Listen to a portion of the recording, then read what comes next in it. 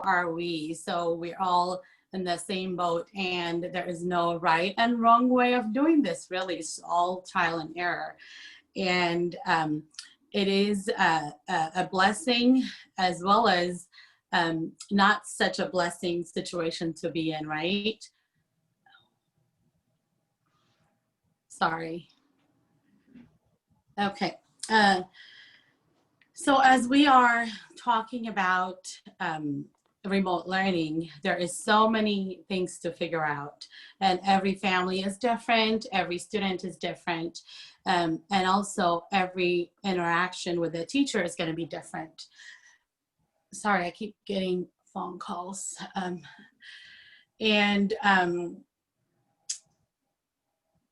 Thank you for starting that, Barry. My name is Salam Habte, and we're going to talk about connecting with teachers and advocating for your child during remote learning.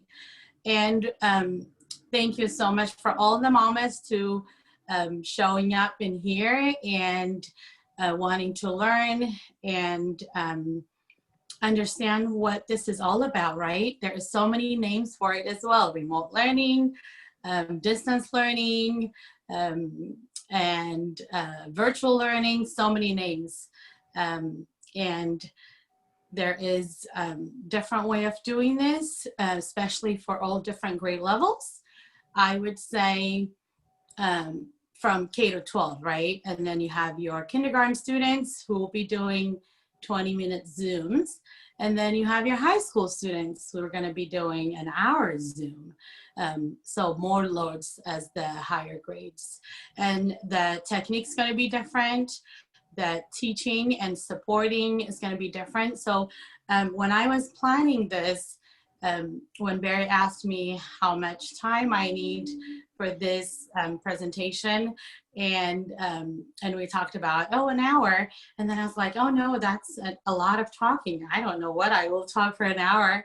But then as I was planning it and getting my train of thoughts going and brainstorming, I was like, oh my God, there's so much to talk about. I'm gonna need more like 3 hours.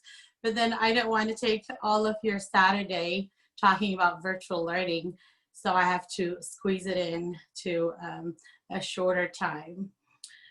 So we'll go ahead and dive in. And I also want to say thank you for being an ambassador for your kids' education. This is definitely very important work. And for you being here and present and wanting to know more how to support your kids, you are being an ambassador and you are empowering.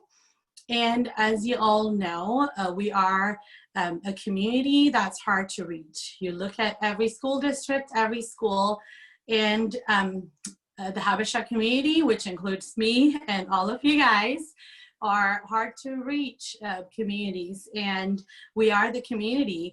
And when we can be an ambassador of our kids' education, and when we can be informed, and where we can reach out to the teacher, the district, and really in supporting our own kids, right? Then we are telling a different story than what the narrative is saying. We're changing the narratives. So therefore, I am so proud of you guys, and keep being ambassadors for your kids, which then will be assuring to raise future leaders. So I'm excited for that. So let's look at the learning models. Thank you, Barry, for doing the slides. When we look at the learning models, there's two different types, right? You have your in-person learning, which we're used to, what our kids are used to, unless you have a kindergartner who is starting school in virtual learning, right? This has been a very interesting conversation with our parents who have kindergarten kids, and they're used to watching a show where the kid goes to the school bus and getting to the school for their first day of kindergarten, right? But that won't be happening this time. So I'm sure it's going to be an interesting conversation that you had to deliver. Oh no, school is going to be right here. We won't go on a school bus, and we'll be virtual learning from home. So that's funny. And to differentiate what that in-person learning and virtual learning would be, there's a couple different ways, right? So when we look at in-person learning, the classroom setting is interactive. There's structure in the classrooms. It's also motivating, right? When we see each other doing the work in the classroom, it's motivating. They're actually demonstrating the work that they've been taught, and it's very interactive, and they're gonna practice doing the work too in the classroom setting. When we look at virtual learning, there is really none of that, right? Unless we're joining a pod, as a lot of parents are talking about. So with virtual learning, will be self-paced. They will do their own self-starting, and it's also self-motivation. They're going to motivate themselves, or motivate as a parent and student, I guess, and also independent learners. So when we look at the virtual learning environment, it's all about self, right? It's all about I. It's all about me. And this looks different if you have a one single child or multiple kids. So those are very interesting, different things to look at. And when we look at, second slide, please.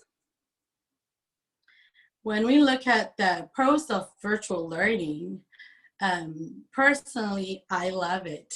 And talking to Hannah, which is going to be inspiring when we hear her stories about homeschooling and virtual learning, you will definitely be inspired. And for me, after I talked to her, I'm like, maybe I want to homeschool my kids going forward.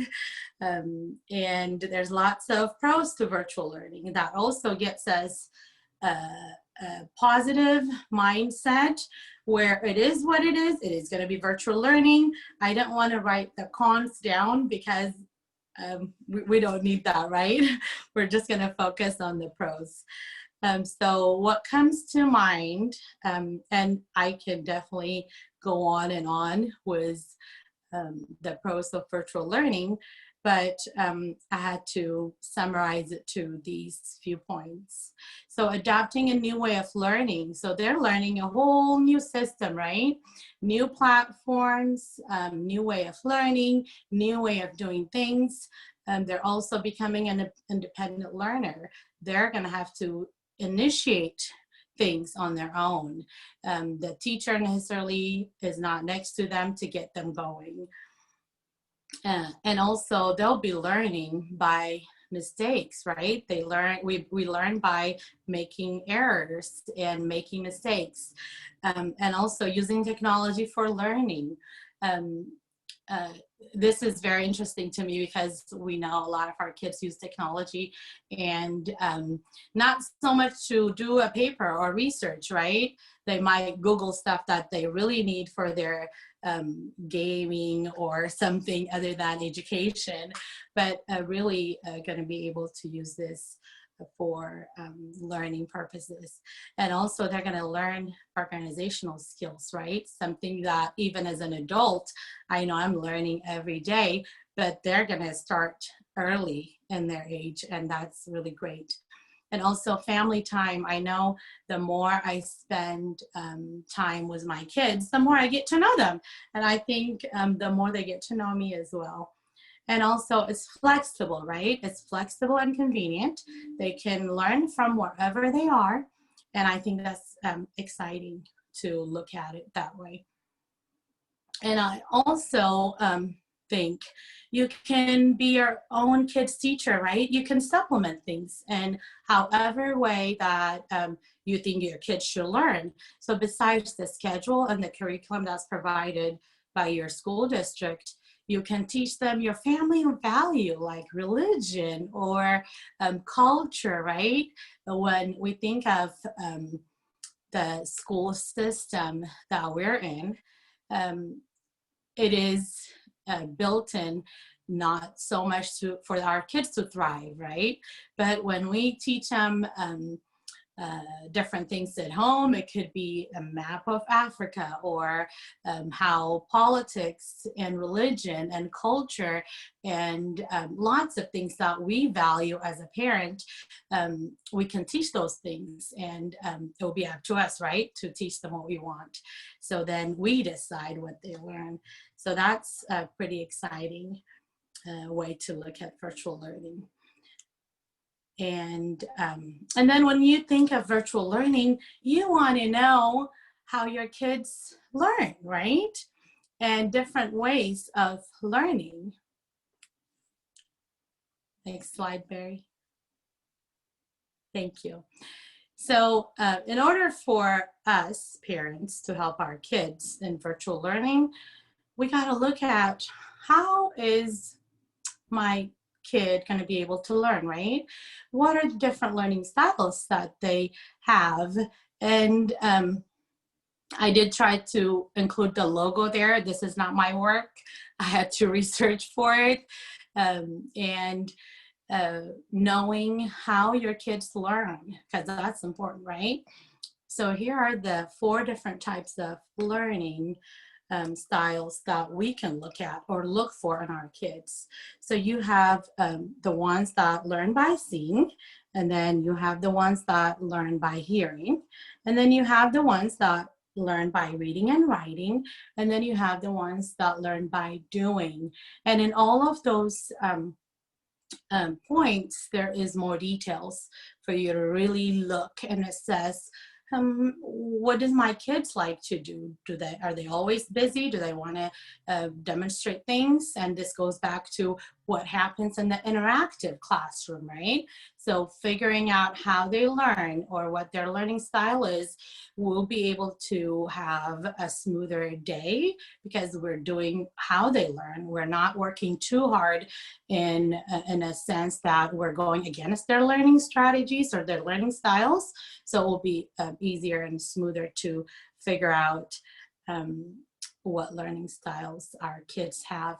And really, we can talk probably for an hour for all of these different styles, but I'll let you dig deep and figure out, and it would just be learning by mistakes, right? Maybe something we've learned from our spring quarter or spring semester, and now we understand our kids better. So this is something we have to keep in mind in doing virtual learning. And once we know how our kids learn, then we have to prepare, right? And then when we're preparing, how do we prepare? Can you be all prepared? Probably not fully prepared, but at least we can try, right? So look at your spring learning experiences. I know that was an emergency learning way or a way of learning. We didn't plan on it. School closed, right? And then we were home, and the schools had to provide emergency way of learning, right? Not a lot of things were going the way it should be or the right way. So for your home, you can look at what worked during the spring learning experience at home during COVID in March, and just look at your family and look at your kids, because every house is going to be different, every kid's going to be different, and there's a lot of ideas and points that you can probably figure out on your own. And another thing that we need to be prepared for is the district. Each district, I'm pretty sure, at least from what I know, they're going to have an attendance and grading guidelines. So in spring, they didn't have any grading system, right? They carried over what they've already earned. So this time, kids would actually have to do the work and turn in work, and they would have grading guidelines. And also with attendance, we got to think about live Zoom, right? If we have a 9 o'clock Zoom, make sure your child is at 9 o'clock Zoom. Maybe there's a 5-minute tardy or something, but just keep that in mind. And if it's recorded, then you don't necessarily have to plan for it. I mean, you still have to plan for it, but it doesn't have to be like an attendance, right? Because it's recorded. And also find out what your child's learning grade level is, especially for math, reading, and writing, especially in a younger grade level like K-5. Kids have different grading, learning grades, right? So let's say my third grader, maybe at grade level, maybe below grade level, or above grade level. So knowing that is going to help you how you can support your child. For example, if your child is below grade level and they're not attending their Zoom, they're not participating, they're not getting their work done, that means they're going to be even below grade level. That means that the gap is going to be even wider, right? But if they're at grade level, maybe it's okay to slack in a little bit. I don't know. Maybe you want them to be above grade level and you're giving them supplemental work. So those are great things to keep in mind to prepare for the school year. And also considering your students' learning style from the earlier slide, then you're going to have to be prepared how to make that happen, right? How to let them grow and learn and excel in learning for this coming up year. And also be familiar with how the learning platforms work. So for my kids' school district, for example, there's going to be Canvas and Seesaw. So those are going to be how the teachers are going to provide work, turn-in work, grading, attendance, Zoom meetings. It's all on Canvas and Seesaw, and that's their learning platform. So be prepared and know as much as you can. Know the ins and out, ask questions, reach out. Some districts are actually doing parent training. So if they do, be part of that and look out for that. If they're not providing it, ask. I need to be prepared. I want to help my kids. I want to support my kid. And I need to be prepared. And also, be optimistic, right? When we have a positive mindset, this would help us be on the right track and not be distracted by things that are not working out. So if we have a positive mindset, and our child also will feel the same. So we're saying more of, I don't know how this is going to work out, but it will work out. I don't have all the information, but we know enough to get it started and it will be okay. So you are an amazing moms and you know what to say to your child, but having positive mindset is also helpful. And communicate. Now that we're prepared, we're going to need to communicate, right? There is so many communication going on. The district is communicating with the families and the students. And also we're sending our inputs to them. So there is so much, right? And I would say start with talking to your child about their fear and excitement about the school year, right? It's good to have these conversations, then you know where your child is at. For example, I have a middle son who's going to be going to middle school, and that's a big milestone, and he won't be seeing his friends, or he won't be doing the live in-person school. So I know he's a little bit nervous about that, but then, you know, it's part of life, right? But it's great to have those conversations. And what are they excited about? Talk to them and communicate and have that conversation going. And another great thing to have would be not just the electronic copy, but also the paper copy of the school calendar. Have one probably every room next to your child's desk. Hannah's going to tell us more about that, but I just wanted to mention that on there and highlight all the important dates, right? The non-school days, anything that's unusual or different than the daily schedule. I think those would be a great communication to have. And also in the beginning of the year, have emails and phone numbers of teachers, administration staff, just in case if it's any question that you might have, and also tech support. If the battery runs out on the laptop or something happens to the computer, know who to call, because you're going to need those computers going and running, right? And I would say phone number and email, those are just a little bit more secure than having one-way communication. And also some schools have family support. Every family is different. We just never know why we need a family support so have that handy. And really for family support staff at the schools, you can talk to them about pretty much anything about what your family needs.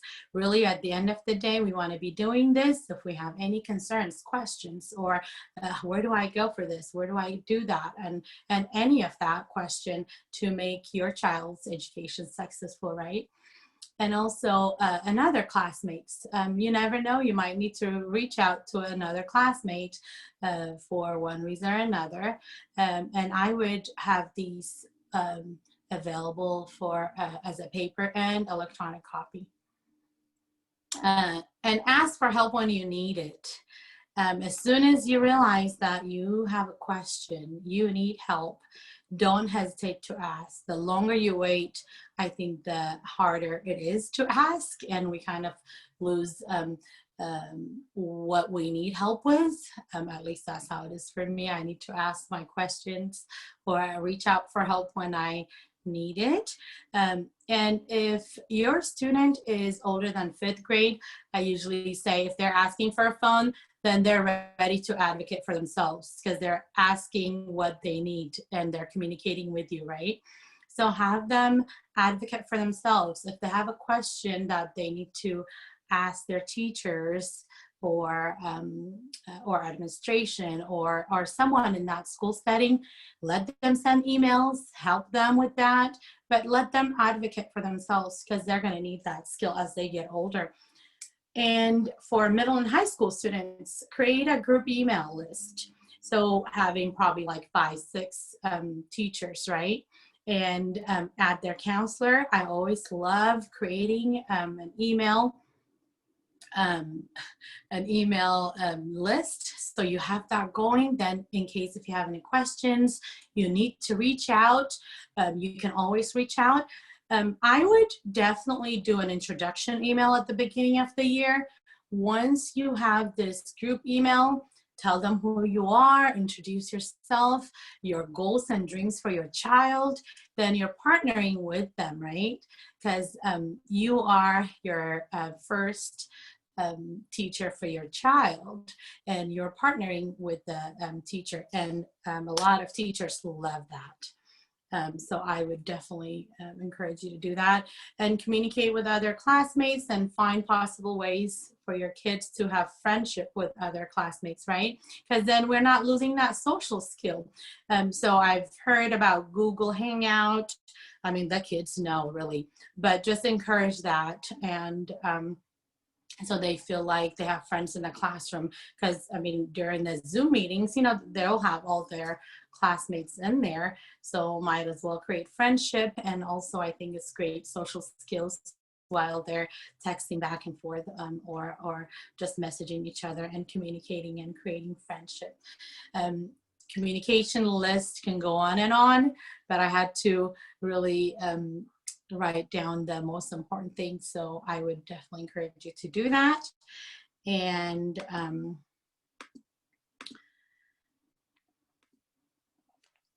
next slide, Barry. And we have schedule, right? We have to schedule a few things. Sorry, it's too small of a font. Sorry. Schedule a meeting with your child's teacher.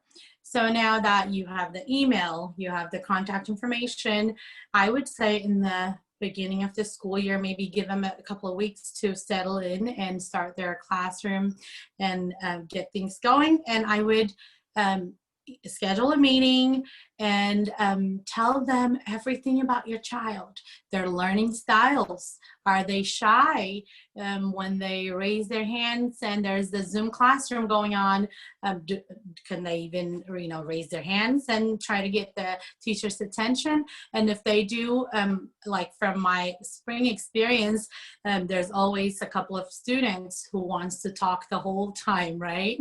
And then there's, a handful of students who don't get a chance to talk and speak their mind and really participate. So just know what your child needs, and during that Zoom meeting, schedule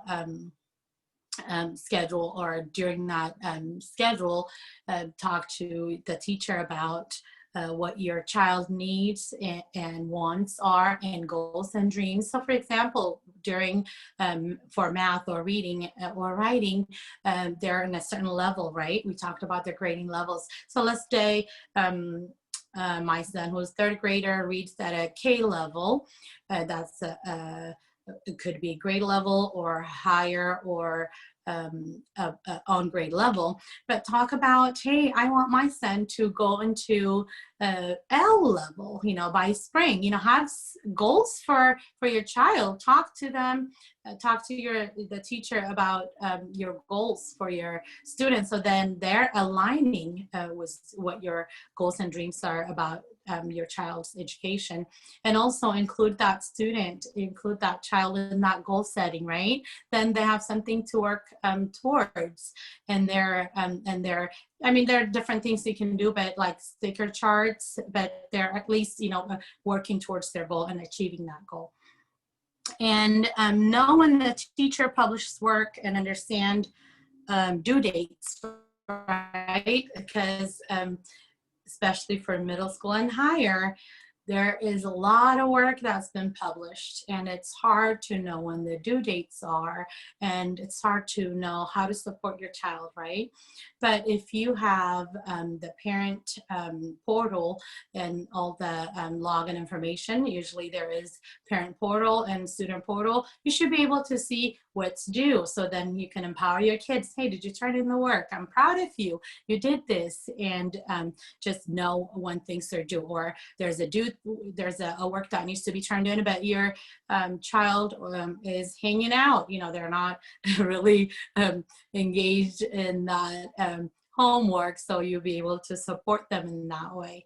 And also know when your child needs to show up for class, right? There's those scheduled Zoom classes that they have to attend, and know how to support them, get up and get going and be ready on time for that. And for juniors and senior students, I would encourage you to schedule a meeting with their counselors.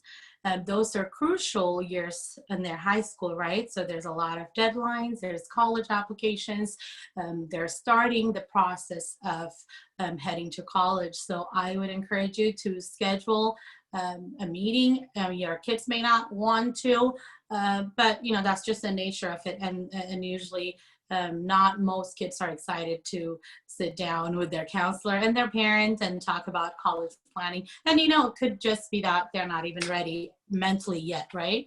So it's great to schedule this meetings if they're a junior and senior. Initiate that and make it happen.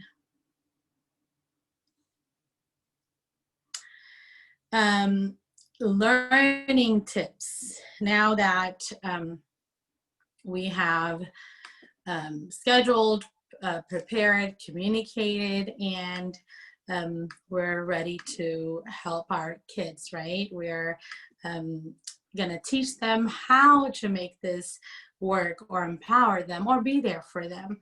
I would encourage you to have a conversation after each Zoom class, if possible, because if we looked at that in-person class, there's a lot of interaction, there's a lot of discussion, there's a lot of partnering and working in groups, and we can create that at home.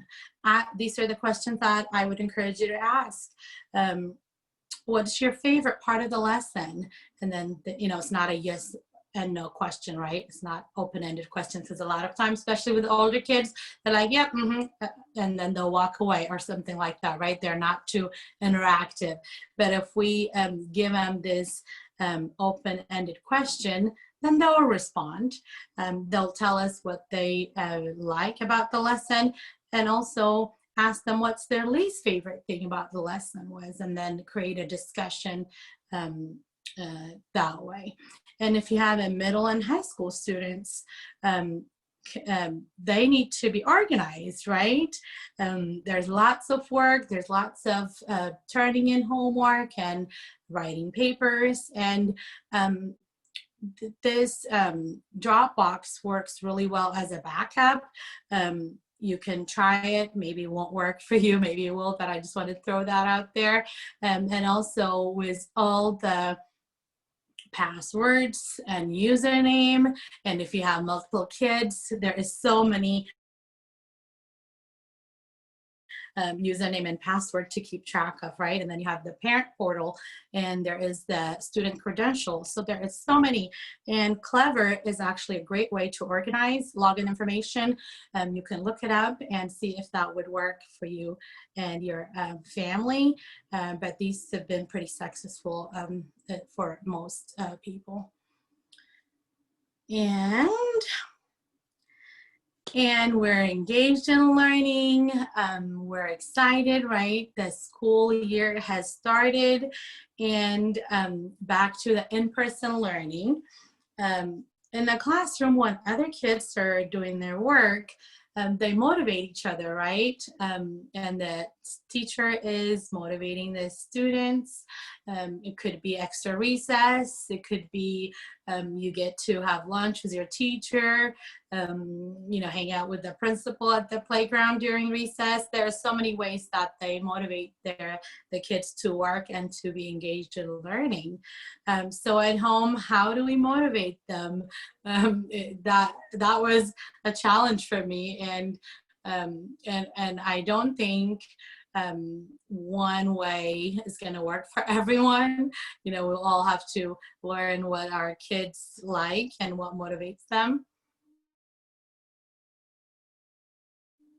But motivation is definitely going to be a key, right? For them to get up every morning and do their work and engage learning. It's one thing to be on a Zoom classroom, but it's another thing when they're actually learning and growing and being successful, right?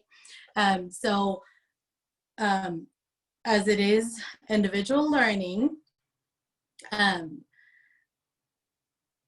talk about or figure out a way what would motivate your child, and set goals. So those small goals that we set for them, and if your child is over 5th grade and higher, have them set their own goals and work on achieving them. And because they're actually setting their own goals, I think it would help them to motivate themselves, right? Because they're going to be accountable. They set their own goals, you know, and it would help them be accountable in achieving towards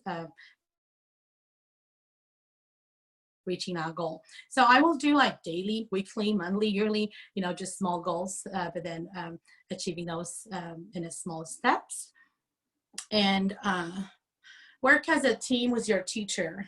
What that means is maybe they have some ideas, and when you have these goals for your child, and when your child have a goal, communicate that with the teacher. Hey, this is what we're planning. How can you support me in this? I mean, they're going to be in a Zoom learning, right? And so the teacher is there to support you. So communicate that with your teacher, and make sure you reward yourself.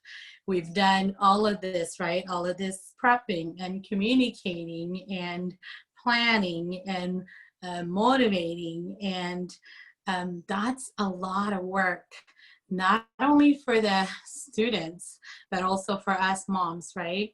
And we are worn out. It's exhausting work. So give yourself some grace, and give yourself lots of credit no matter how much you're doing. And if you're like me and you wake up and looking at yourself, am I giving time to take care of myself, is what I always say in the mornings. And I look at myself diagonally, right? And I don't know if I am giving myself time to take care of myself, because I'm doing all of this for my family. And the answer should be yes, right? We need to come back to ourselves and really giving ourselves grace and lots of self-care, lots of love, because that's how we can give back to our families and we can be well. And this is how we'll talk more about that. But you want to be looking at yourself in the morning and saying, yes, I am giving time to myself. I see a woman that's ready to give back to her family. That's who I want to see in the morning, and be that person, whatever works for you. Thank you so much for listening. We'll take some questions. Thank you, Salam. That was amazing. Yeah, thank you so much. Thank you for shifting our perspective to really look at the positives of virtual learning. Thank you for not listing any cons, because we can come up with them if we wanted to, right? But yes. You really listed a lot of great pros there, things that got me really excited actually in controlling the narrative of what we're teaching our kids and the context in which we're teaching it, right? And also, and also all the skills that we are learning and the skills that they're going to learn early on, like the self-motivating skills that they're going to learn early on, the organizational skills, just so much. Yeah, you got me really excited for this, actually. Thank you. Yeah, does anybody else have any questions for Salam? Let me just turn on my chats. Here we go. So yeah, lots of thank yous here.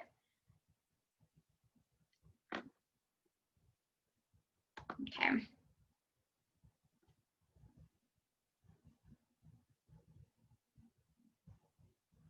Yes, we would definitely will share this. It's being recorded, so we definitely will have it available after.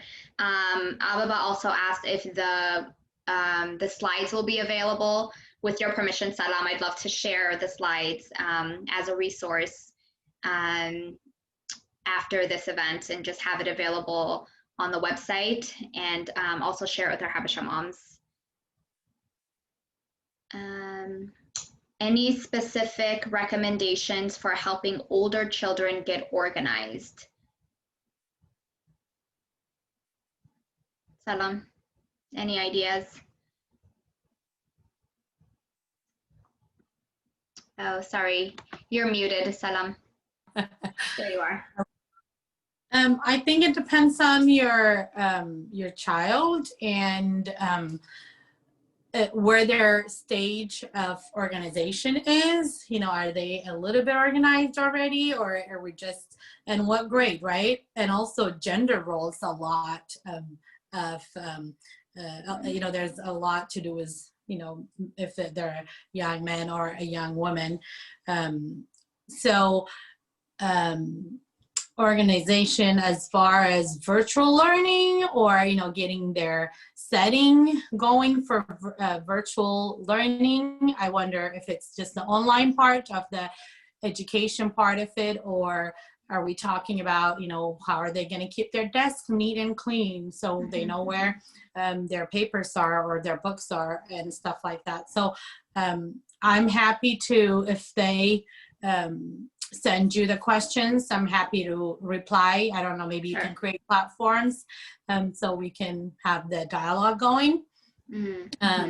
And also to, this is all for general education. there's also, you know, special ed, right? So there's so much to talk about. Like I said, it would take about 3 hours or so Right, to right. go more in more details. And then there's the ELL learners. And then of course, everything is different for all different age groups. Like you have the K to 2, they would have like the organization and learning ability, and then you have 3 to 6, and then you have middle school, and then high school. So I would want to know more about, you know, what gender their kids are or her kids are, and you know, what grade and what is it exactly entails, like organization as far as space and setting or online organization skills.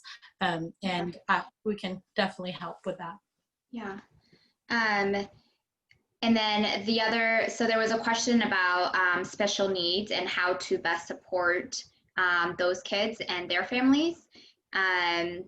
Really quickly, Tez responded with a resource called reachfamilies.org as a good resource for special education Habesha communities.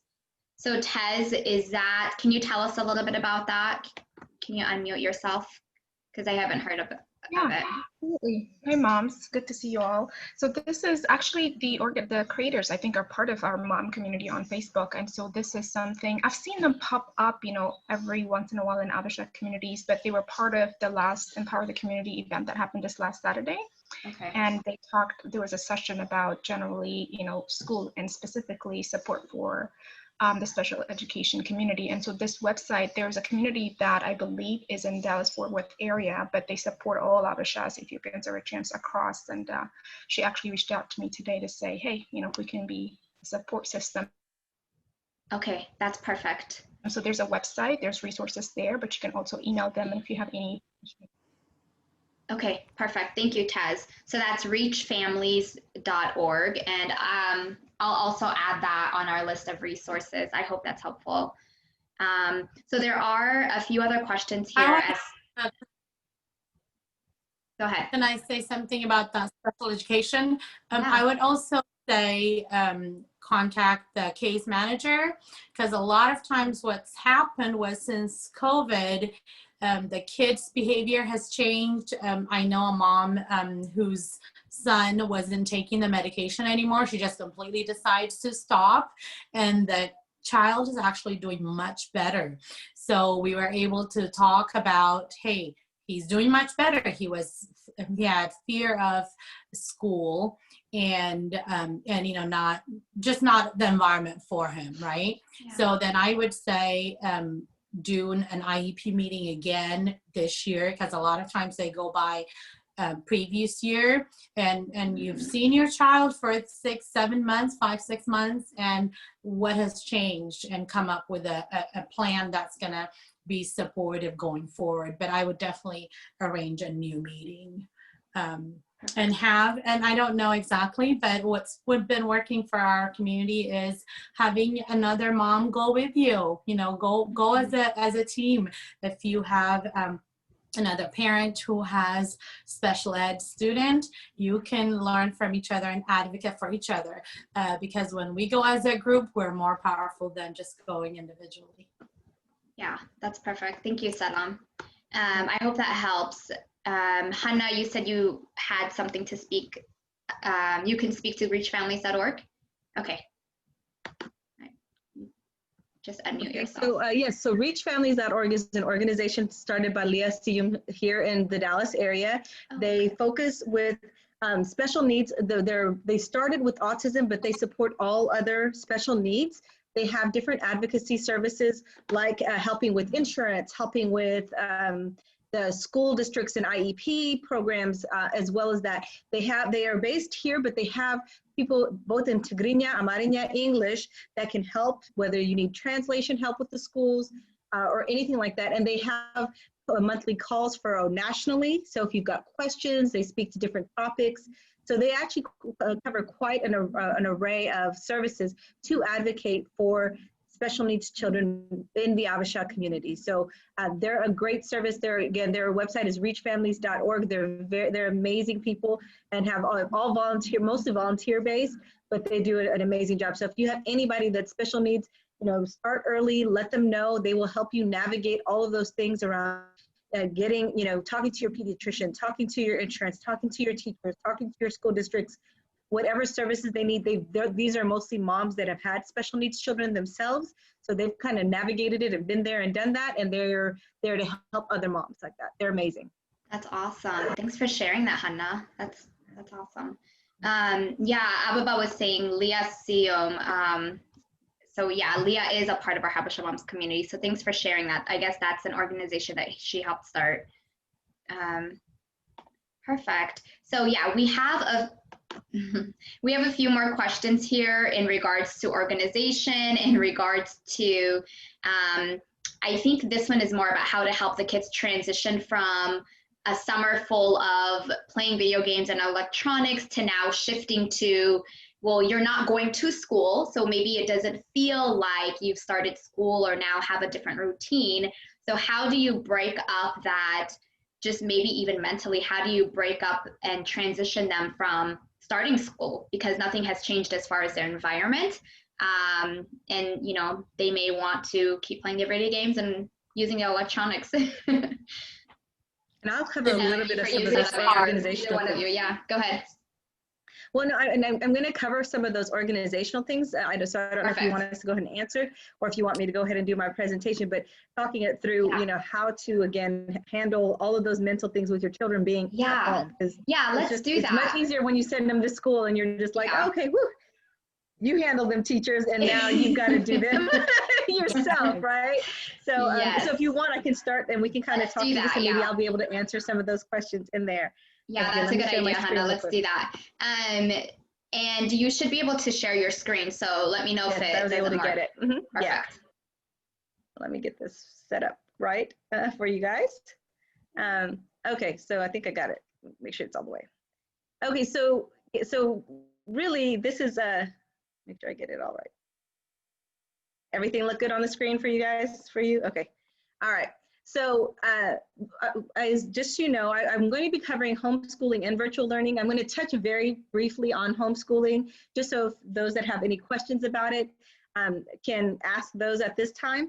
But I want to really give you more practical advice around how to deal with your children, 1 child, 3 children at home, how to survive, how to stay sane, how to be mentally okay with things, and how to have some of those practical organizational things that I found in my years. So tell me, just to let you know a little bit about my family. I have 3 kids. They're a little bit younger here, but they're 11, 7, and 4 now. So this is a little bit older, but I have 3 children.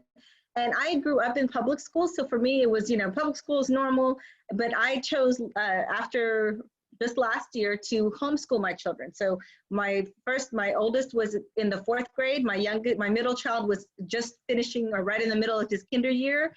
And my little one, of course, was still home. And we had some situations at school where I felt that they weren't being quite heard, that they weren't being advocated for, that their educational needs weren't being met at the school. And we were in a very good school district.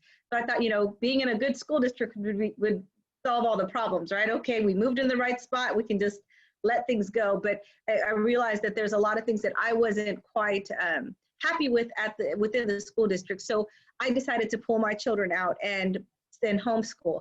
And there's tons of wonderful reasons to homeschool, and I'm gonna talk to those a little bit about that. So some of the benefits of homeschooling that I have found, and these are specific to me, right? So individualized education. One of the things that I've really enjoyed is that my children get education designed for them. So in regards to school, when you're in a school with 20 children or even in a Zoom, if your child already knows the material, the teacher still has to teach to the middle of the pack. They have to teach to make sure that they're bringing up the lower students, and sometimes the advanced students might not get as much attention because they know they get bored, right? Whereas at home, I was able to gear the learning for each child. So my 5th grader now he's in 6th grade, he picks up math incredibly fast and was getting bored at school. So with now being at home, I'm his teacher, we're able to do 2 or 3 lessons a day and get through the material at a pace that will keep him engaged and interested. My 7-year-old wasn't picking up reading as quickly. and the whole year in kindergarten, we didn't have any progress, even though he was in kinder. Well, when we brought it home, I was able to work with him one-on-one, help him do it, and he was able to go 2 grade levels of reading just because I had that time to slow things down and to talk, make sure that I'm teaching him in a way that is a way that he will learn. So that was one of the benefits for me. They can pursue other interests. So if you look right here, pursue other interests. You know, if it's, I wanted to be able to teach them Amariña.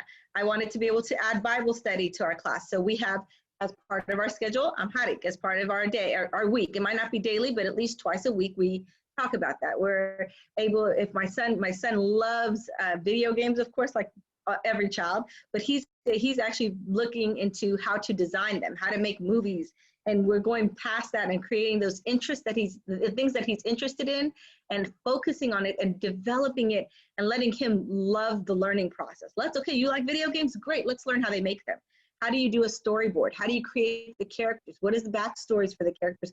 And all of that is technology, it's English, it's critical thinking, it's all, you know, it's literature, because you're talking about setting and characters. So we're able to pursue the things that they're interested in. Your safety, you know, I don't have to worry about bullying.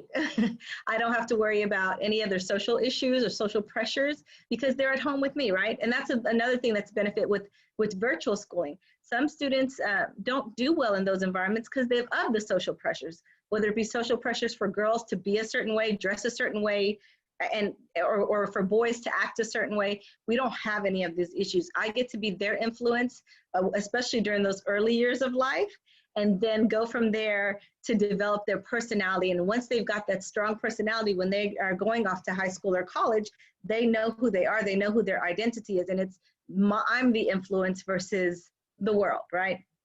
The other benefit of homeschooling is it's flexible.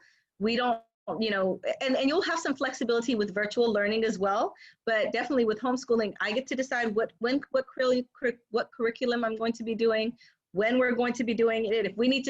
If we've had just a bad week, somebody's sick, we just take a break and we pick up later without having to worry about what we missed and catching up and all of those other things. If we want to go on a trip, we're planning a trip to Ethiopia for 3 months.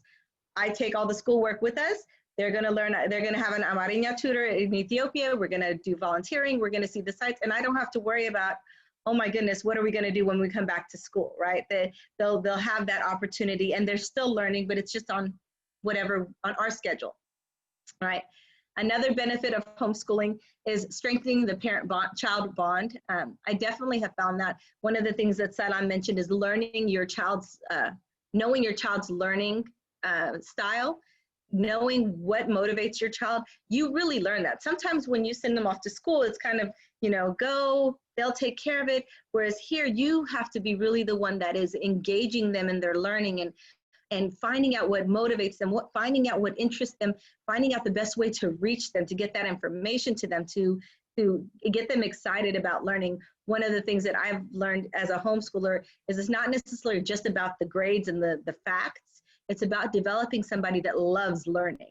Because if they love learning, it doesn't matter what age they're on. It doesn't matter when they go to college or if they're in middle school or elementary school. If they actually think learning is fun, that will take them a lot further than I have to get an A, or I have to do it because my mom told me to, or I have to do it because I don't want to get in trouble at school. Definitely with that. And then another benefit is teaching life skills. So part of my homeschool curriculum is, again, you can make it anything that you want. We include chores, we include cooking in my homeschool, we include Amharic, we include all of those things, so that, because those are the things that I want to teach them that they might not necessarily get at school, as well as the biggest one, taking responsibility for their work, being self-learners, being self-motivators, being, you know, because one of the things that I tell my 6th grader, my 11-year-old now, even more so because he's getting at that age, is that mommy is not going to college with you. So you've got to be able to manage your own schedule. You've got to be able to know what you have to get done and how to balance all of that, so that when you're making those decisions for yourself, you are you're prepared to do that without having somebody sit there and say, do this, do that, because that's nobody's gonna do that in college, right? So we're teaching some of those skills early on. And then knowledge over grades. And that's just what I was talking about, being that lifelong learner, creating an environment where they love learning because I'm teaching towards them. You know, with one of mine is a kinesthetic learner. He likes to move around. He's not, I think most boys at 7 like to move around, but he likes to move. He likes to do that. So we do songs, we do hands-on activities to teach him his math. Sometimes, yes, we do worksheets as well, but I know the things that engages him and helps him overcome some of those things so I can get him to learn it quickly and learn it in a way that will make it more fun and not work. There's a little bit of work, but not all the time, right? And then the last thing is empowers parents. Parents will always know what their kids are learning. That was one of the biggest things in my experience with public schools is maybe, and part of it could have been definitely my part, I didn't know how to engage with the teachers. How often should I email them? How often should I talk to them? What are they learning? And our school wasn't sending homework home. So the only way I knew that they didn't have homework. So whenever they came home with their grades, I saw a 70. I never had a chance to help them with it. I never had a chance. I didn't know why they got a 70. Was it they didn't understand the material? It was very deflating for me because I felt like I had no input in my child's learning. So definitely now as a homeschooler, I have not only input, I have almost complete control in what I'm doing and teaching my children. So that definitely empowered me to as well. So if, one of the things as we were learning about homeschooling was learning about the steps. And there's 7 steps. One of the things, there's a website called hslda.org. And this has all the state laws about what you need to know about homeschooling. So I pulled this graphic from that. Step 1 is, of course, connect with parents that are already homeschooling. We've created a Homeschooling Abisha Facebook group. There's also another one that I really enjoy called Melanated Homeschooling Families Group, which is a lot of African and African-American families that have come together that homeschool. And there's so many resources out there. But if you connect with others that are already homeschooling, then you're able to get some input, ask those questions that you have. Step 2 would be understanding your state's homeschool laws, because every state has different homeschool laws. Texas, we're fortunate enough that basically they just tell us, teach reading, writing, and arithmetic and go. And they don't tell us what curriculum to use. They don't tell us that we are very free. But then there are some states for example, New York is one that's a little bit harder. You have to be approved to homeschool. You've got to have check-ins and testing and all sorts of requirements that you have to meet prior to being a homeschooler. So you need to know your state's laws. Then, of course, step 3, what Salam also mentioned, learning about your teaching styles and learning styles and educational approaches. So know and learn how your children like to learn and know how you like to teach. If you are not a math person, don't worry, you don't have to be. There are places where you can get help. There are people that you can hire to help even teach your children for those portions. And if you love art and you want to do that, then you're able to do that. So finding out how you want to teach. I love teaching kids. So I love being hands-on. I teach my children all of the subjects. I don't outsource it, but there are some people that have tutors that do science and tutors that do math, and they do some of the other things. They like history, so they do history. So there's lots of ways to present that, to figure that out for your family and what's right for your family. And then the next step is choosing curriculum. And there is so much out there that you could definitely get overwhelmed. But if you do step 3 and know how your children learn and how you want to engage them in that teaching, it will help narrow down that curriculum. So you can pick something for science or math or however you want based on what your child needs. And again, that's one of the best benefits of homeschooling. You don't just have to worry about what the school district is teaching or how they're teaching it. You get to find something that fits your child, right? And then step 5, decide where you will homeschool and create a schedule. So when I talk about what room, I'm actually in my homeschool room right now. If you see the shelves and everything, and we have a table here, and we actually have 2 tables, one for my older child, one for my younger child. And they're able to work alongside me for the parts that they need to, and they're able to work independently when they need to. So kind of figuring out your space and your scheduling. And then of course, the last step is enjoy the learning process. And then know that from year to year, everything's gonna, things are different every year. and you reevaluate, you tweak some things, you figure out what you really liked from the previous year, or you picked a curriculum and you hated it, so now you can pick something else and switch to something else that works for you as a family. So those are kind of some of the steps to homeschooling. We could definitely go into a lot more depth in each one, but I just wanted to give you a highlight about it. But one of the things, regardless of you choose to homeschool and pull them out completely out of the school district and do it yourself, or whether you're virtual learning, there are still some things that are going to be very similar. They're still learning at home, right? And you are still having to be very much engaged in this. So I wanted to kind of talk through what I've learned in this last 1.5 to 2 years of during homeschooling on ways to facilitate learning at home, right? Tips for learning at home. And the first thing is to create a routine. Create a routine that works for your family. Make sure you include meals, downtime, lesson time, make sure you write it out, post it, stick it up somewhere so that everybody knows. Again, you're talking about how you transition from those lazy summer days to now, okay, we've got to start school, right? So one of the things that you need to do is create a schedule. Let them have some input in it, okay? Obviously you can't choose start times, but you can choose, if the school tells you have to be on a start at 9 or 8:30 for your Zoom and you have till 2:30, you don't have much control over that. But okay, when are we gonna do your homework afterwards? What about, do you wanna do your homework before dinner and have it done, have free time after dinner? Do you wanna do, you want to have free time before dinner just so you can unwind since you've been on Zoom all day, and then you want to do your homework after dinner? So talk through with your kids what your routine is going to look like, right? And then start with a system. One of the first things, and I think Salam mentioned it all as well, have a place with all your passwords, all the sites that they need to have, all the things that they need to access, because if you have one place that both you and your children and your child know where all of those at, it will definitely make it easier, especially if they're older. Some of the younger ones, you'll still have to do a lot of hand holding. If they're in kinder, it's going to be hard for them to figure out how to type in a Zoom password, but at least you've got it and you're not trying to open emails left and right. Okay, where was that Zoom link? Oh, what was the password for that link? You've got everything set up and ready for them. Use a calendar system. So whether it be Google or just a standard spreadsheet, have a calendar system that has when they need to be on, what time they need to be on, and set up reminders. All of us have phones or Alexa. Set a reminder, and if your kids have phones, even better, right? Set the reminders on their phones as well as yours, so that way if they have a Zoom call in the morning at 8, it reminds them 10 minutes before or 30 minutes before, however long before that they need to do it, so they know what their day looks like, and have that calendar system ready with those alarms. And then be proactive.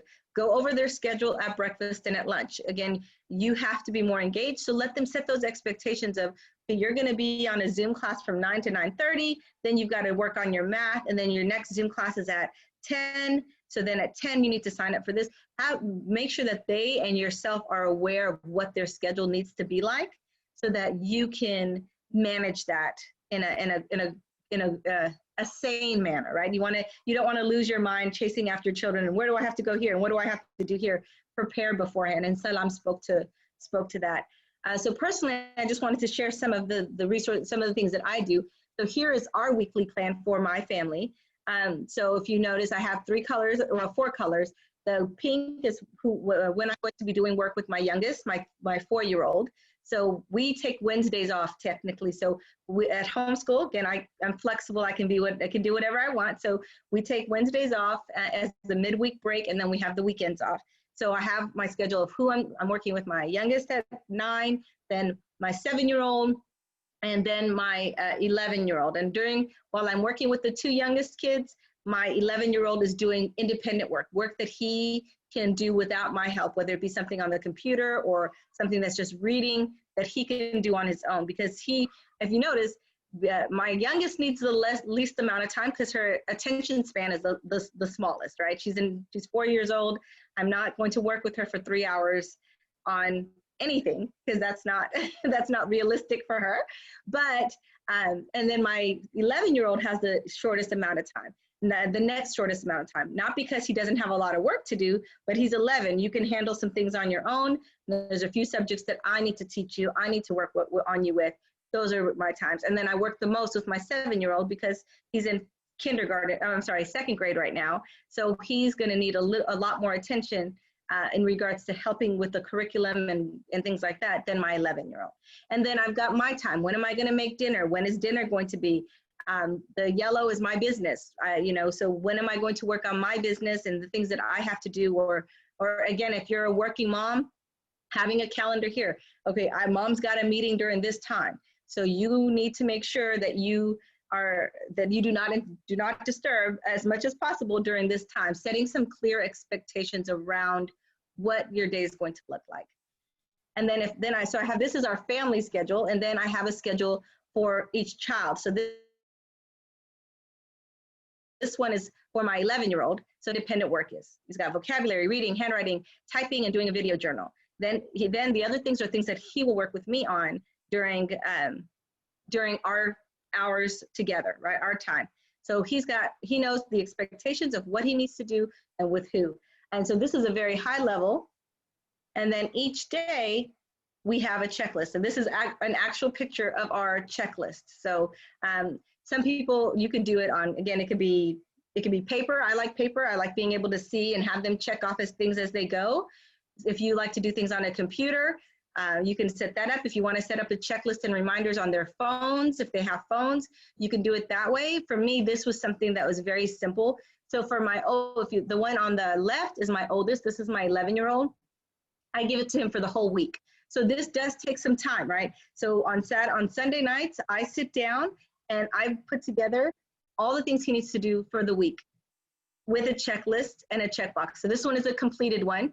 He checks off the things that he's done, and each day, or actually with him, I'm trying to teach a responsibility. He has 1 week to finish this. I don't care how he does it, but you don't get your electronics on Friday or through the weekend unless this checklist is completed.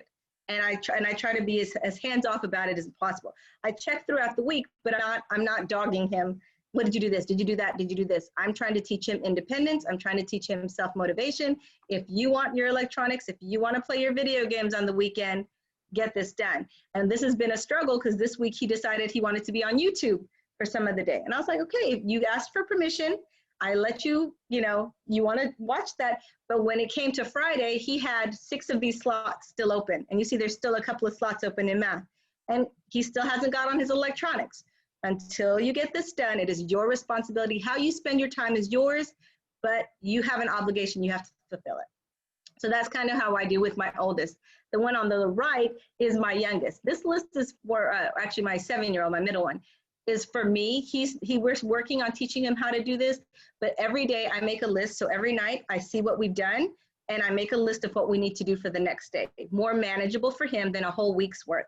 So however you want to organize your Zoom links, your schedules for your kids, whether it be 1 week at a time and you just sit down for an hour on a Sunday and help them, or you work together to get them organized if they're old enough, or you organize it for them so that it is easier for you to manage. Because again, it's about you managing your time and their time when you're learning at home. You want to teach them how to manage it, but especially if you've got younger ones, you're doing the managing, right?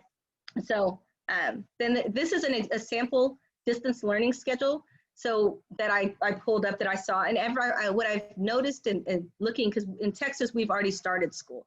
Every teacher seems like is doing it differently, different grade levels. There are some standards and some guidelines around what they need to do, but I've seen various schedules. I've seen schedules where the students are on almost all day on a Zoom call, and I've seen some where literally it's a 30-minute check-in in the morning. They have assignments that they have to do, and then the teacher has an open Zoom line for questions, but the kids are required to do the learning on their own, so more of the asynchronous, and then they have a check-in at the end of the day. So regardless of what that learning looks for you, if this was my schedule, I would go through, okay, period 1, what is your period 1? What's the teacher's name? What's the teacher's email? What's the Zoom link that they're going to be using? And put that in a spreadsheet for them. And put it so that way Monday they know you need to go to your period 1, here's all the information for that. Period 2, here's the information for that. period 3, and do it for every day so that they don't have to fumble around and figure out, okay, where am I supposed to be right now, right?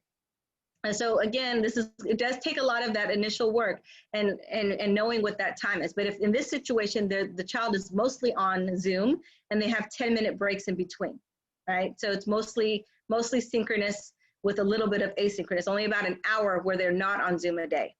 So you've got to know how your teacher does it. And that's where contacting your teacher and make sure you understand it is.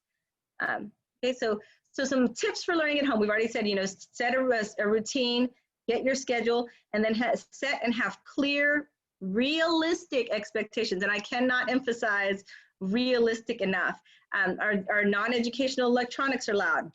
How do you want them to check in with you? What are they allowed to do when they finish their learning? Are they allowed to get on their iPads? Are they allowed to watch TV? Set those expectations so that you're not screaming at them when they're on the TV. Why are you on the TV? Mom, you told me, you told me that if I finished, I can be. So setting those expectations so you have less struggles. And then having consequence system in place. And setting it very clearly. My son knows that if he doesn't finish his week's work, he doesn't get electronics. It's not a punishment, it's an expectation in our home.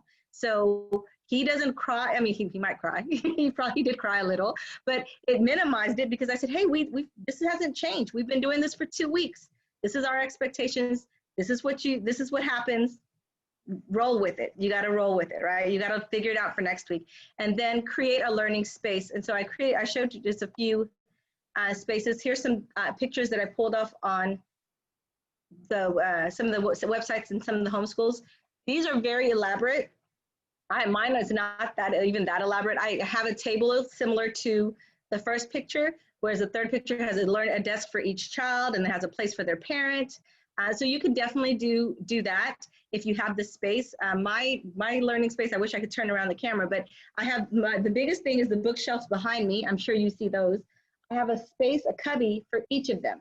So there's one for Layla, there's one for Joshua and Josiah, and each one has all their learning for them in that space. So they don't have to, it's not a backpack, it's not in this room, it's not on that table, it's all in that cubby. They want their math book, they go to their cubby and they know their math book is in their space.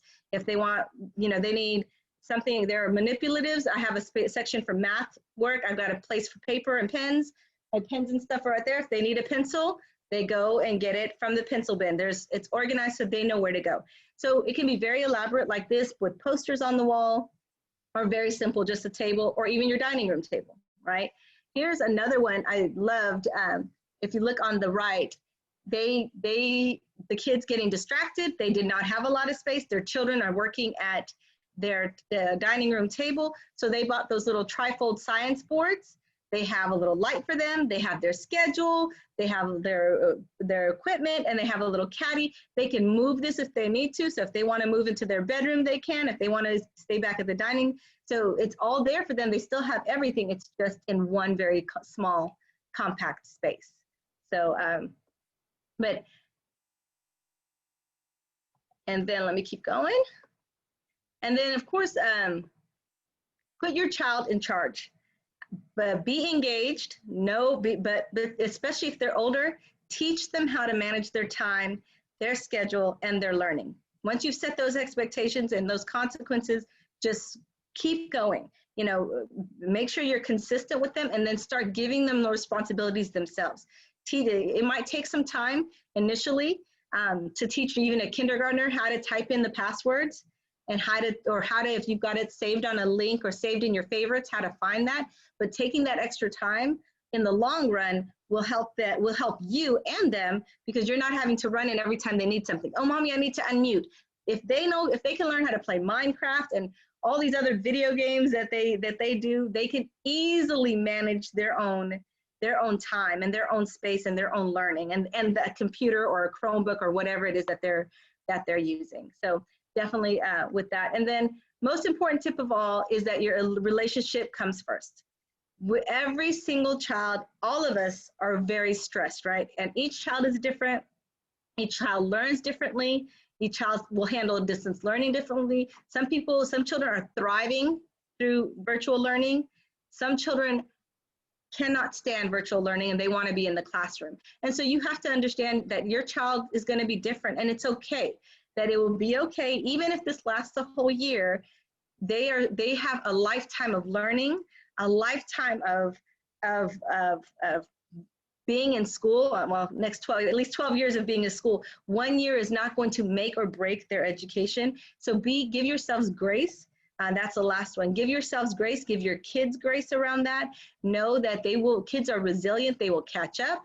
They will be okay. But your relationship is more important. If you damage your relationship over, you have to get this done, and you're doing such a bad job, and it's all of that tension, that is much harder to fix than that's much harder to fix than them catching up if they miss something, or learning about the quadratic equation. That's easy compared to fixing your relationship with your children. So that's all I have to say. Thank you. Thank you, Hannah. That was awesome. Thank you so much. I love that you ended it with saying that we don't have to be, we need to focus on a relationship with them. I think I read somewhere that said, you're not a teacher, so stop trying to be their teacher. And I was like, what? But I thought I was supposed to be their teacher. But just remembering to focus on that. Exactly. The relationship. Yeah. No, that was really good. Lots of great things to take away from this. One of the questions that also is similar to something that we got via Messenger was, how do you balance, working with older kids and younger kids? So especially when you have like a 1-year-old at hand who is popping into or wanting to be a part of the older child's like virtual learning or learning space, how do you balance those two age differences? So I'll answer some, and then somebody else, if Salam wants to jump in as well. But for me, again, I started when my 4-year-old was 3.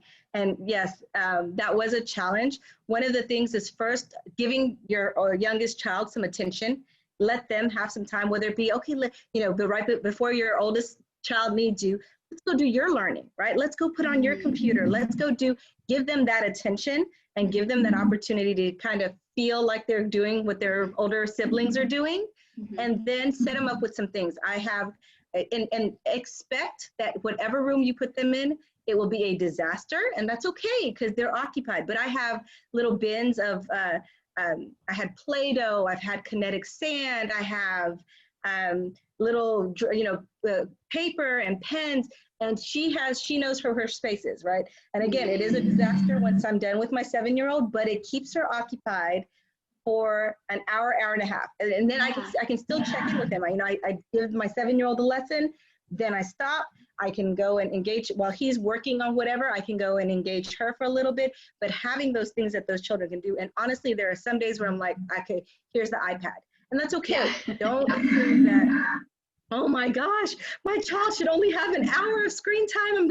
I'm ruining them for life. At the moment, it was necessary, and we will deal with it. And I'm going to give myself grace and give her the iPad, and I'm going to get stuff done, whatever it may be. So just again, that giving your grace and having things prepared, but even those things prepared, it might be she's on the TV for a little bit, or she might be on her iPad a little bit, but know that that's going to happen. She can watch educational shows on her iPad. Right. I have all of my kids, I have their iPads locked. The only apps that they have available without a password are educational apps. So and then for her, because she doesn't worry about asking, it just opens whatever's available. So it's Noggin, it's ABC Mouse, it's Khan Academy, and she doesn't even know any better. She's just, I'm playing on my iPad, but she's learning, so I'm good with it.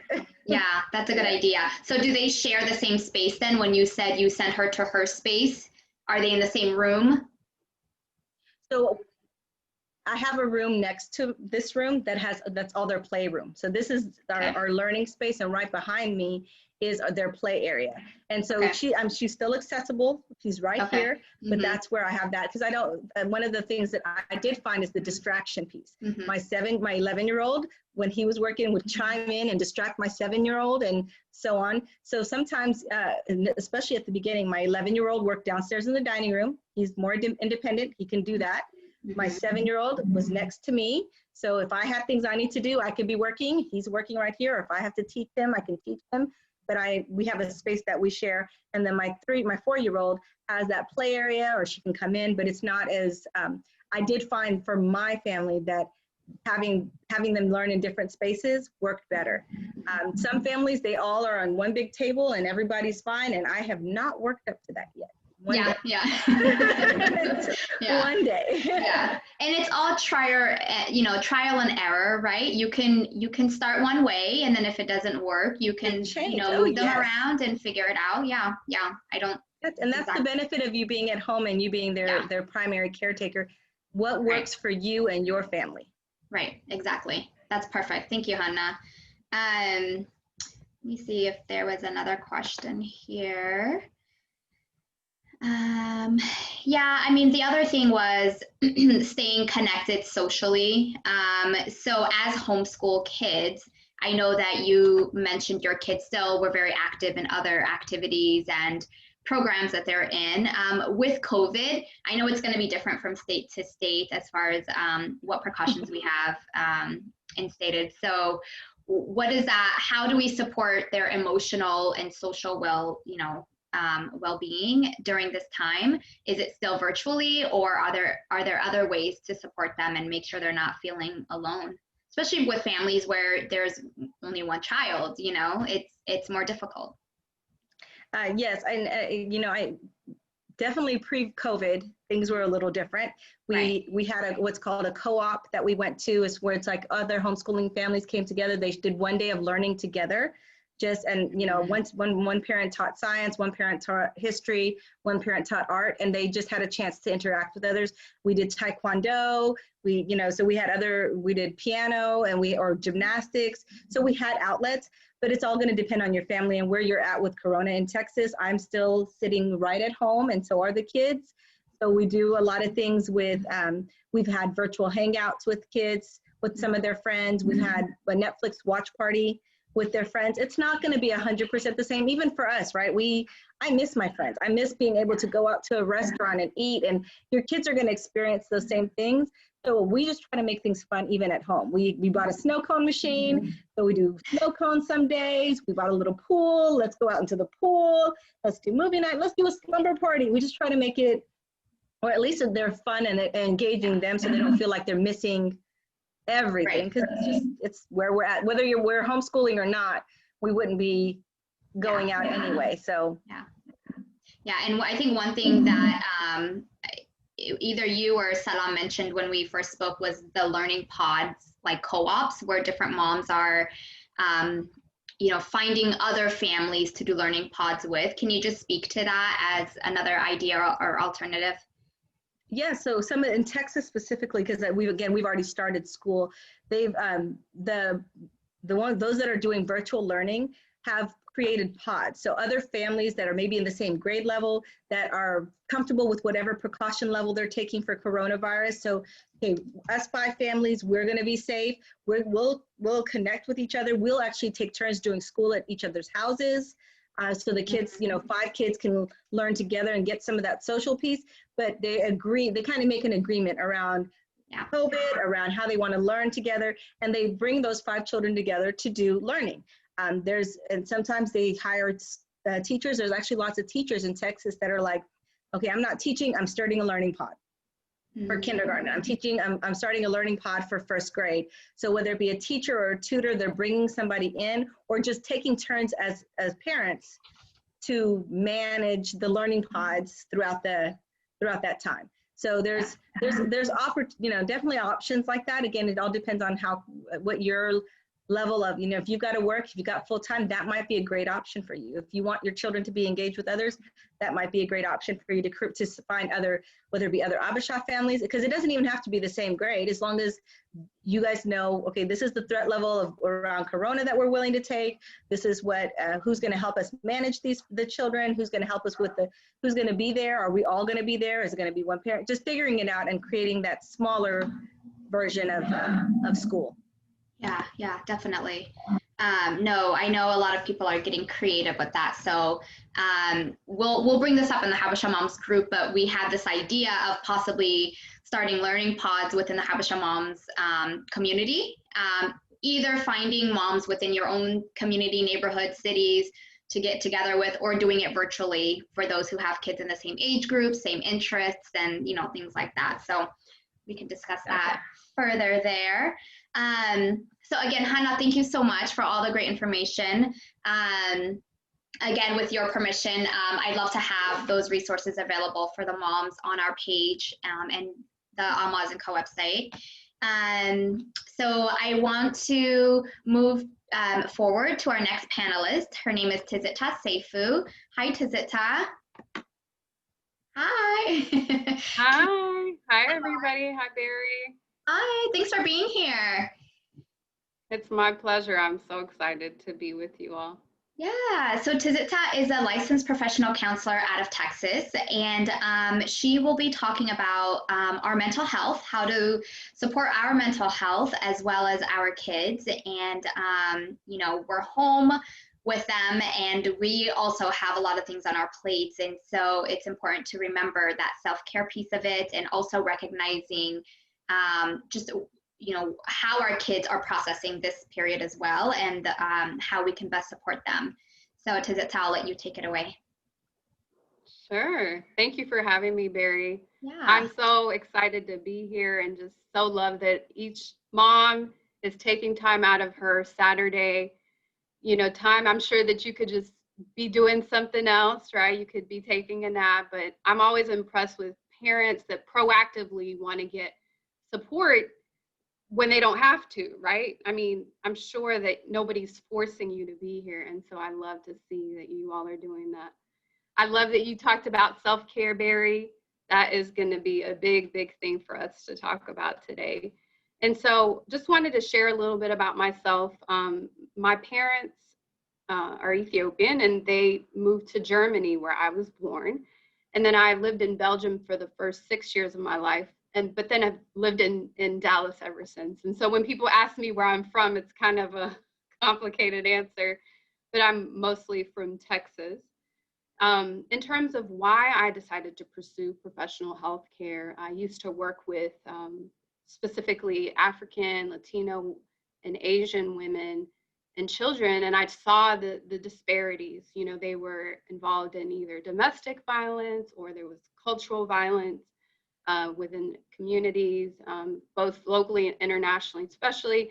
And, you know, even when it was time to refer them to a counselor before I was a counselor, I just saw that there was a real gap in terms of counselors that could provide culturally sensitive care. Because, you know, it's one thing to go to counseling, but if that person doesn't understand or know how to be curious about where you're coming from, a lot of times it just didn't work. And so I chose to pursue counseling to help close that gap in terms of culturally sensitive, spiritually sensitive professional health care. And so as Barry mentioned, I'm licensed in Texas, and I work with individuals and families with children ages 4 years and older. And so for the younger kids, I do a form of therapy that's called play therapy. And so, you know, play is a child's first language. And so I've been trained in how to use their first language to create a therapeutic experience. And I also provide speaking training and writing on these topics. And so for today, I want to talk about, and does everyone have the handout for today, or does anyone need me to project that? Do you want me to share my screen and show it, or do you? Sure, yeah, that'd be great. Okay. Thank you. Mm-hmm. So I want to talk about self-regulation and co-regulation and why that even matters. And so self-regulation is the ability to be aware of and manage our own emotions, right? I know that's saying a lot, but can I notice how I'm doing and manage my own emotions? And I have thought about this a lot. I read in the Washington Post, they said that actually right now, since COVID hit, 1 out of 3 of us are actually either experiencing anxiety or depression. That's 30% of us are, since COVID, at least 30% of us. So that could be a lot of us even here in this group. And, you know, the good news is those things are manageable, right? And there's no shame in it. It's just a natural reaction to hard circumstances.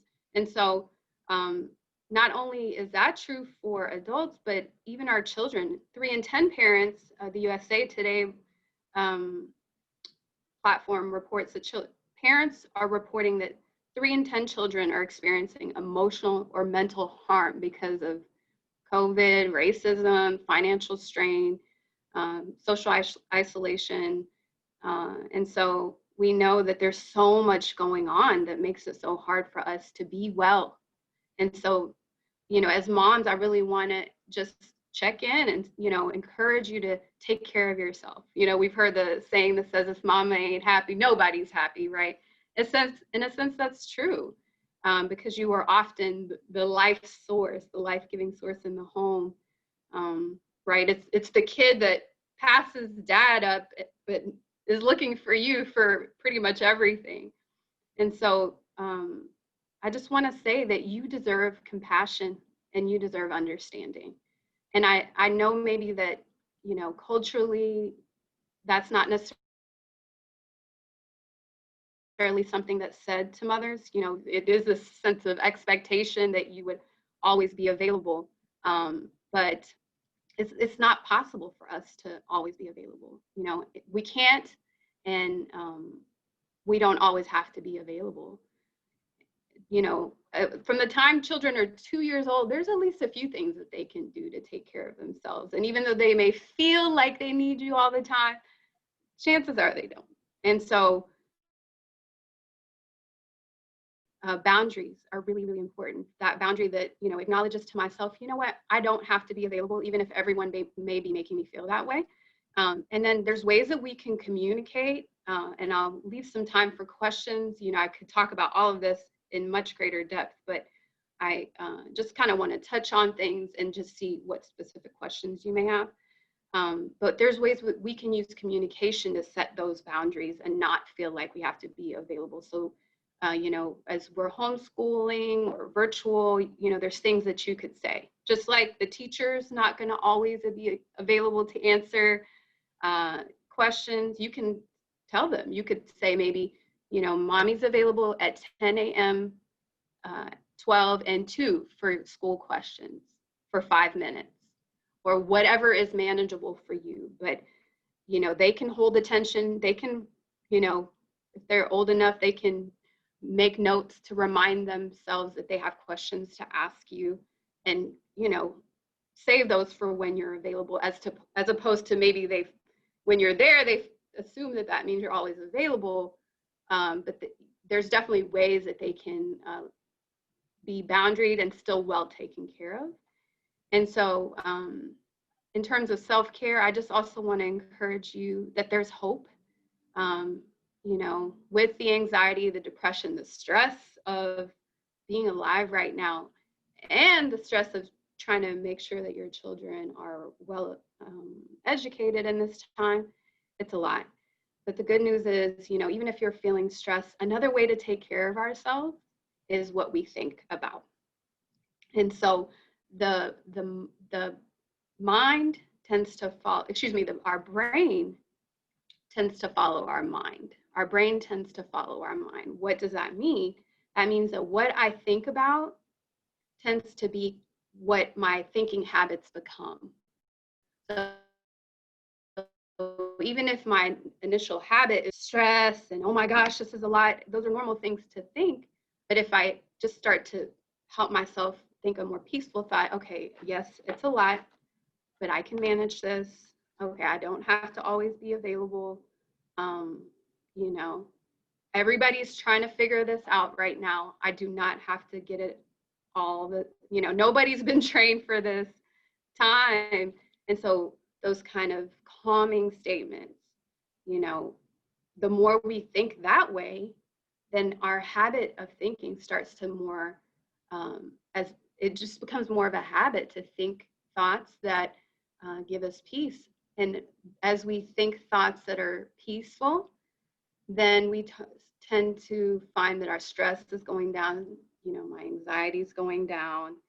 And then when my stress goes down, it gets easier to make choices that I can feel good about. And so that connection of how I think affects how I behave. And it's just this whole circle of thinking, action, and behavior. And so we're managing our emotions. So I talked about we can manage our emotions through self-care. Another way we can do that is feel the feelings. You know, when we get a phone call, you know, we answer it, and we get helpful information a lot of times, right? And so that's exactly what our feelings are. There's no feeling that's bad, you know, there's no emotion that's bad. In fact, I would say our emotions are a gift.